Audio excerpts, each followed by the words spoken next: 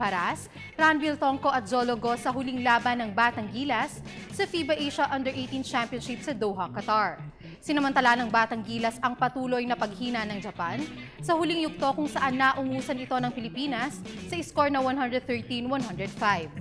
Humakot ng 27 puntos, 3 blocks, 4 na assist at 10 rebound si Kobe Paras. Nagsimulang humabol ang Gilas sa Japan sa huling 14 na segundo kung saan pumasok ang shoot ni Kobe at mga crucial rebound matapos magminti si Akito Uchida.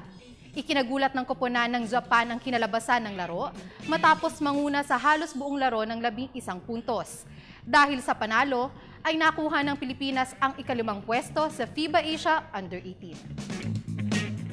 Samantala, inihanda naman ng Philippine Sports Commission at Philippine Olympic Committee ang isang Heroes Welcome para kay Gabriel Luis Moreno na darating ngayong araw.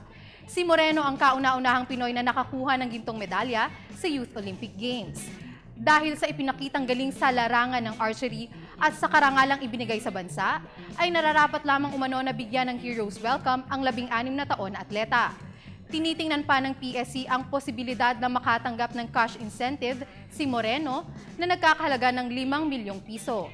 Ito ay dahil sa ipinasang amendment sa Republic Act 1964 na kasamang mabibigyan ng insentibo ang mga atletang magwawagi sa Youth Olympic Games, Asian Indoor Games at Paralympic Games, ngunit kasalukuyang hindi pa rin ito naaaprubahan.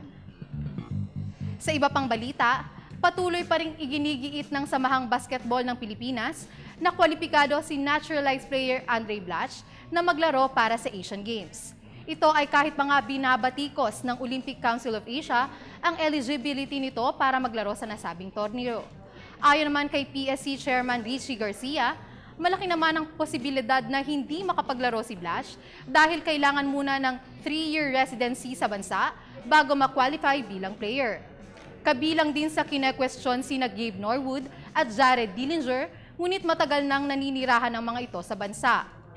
Giit ng SBP na nakasaad sa Olympic Charter na ang 3 years residency ay kinakailangan lamang kung ang player ay nakapaglaro na sa national team ng ibang bansa, habang si Blatch naman ay ni minsan ay hindi pa nakapaglaro sa kahit anong national team ng isang bansa.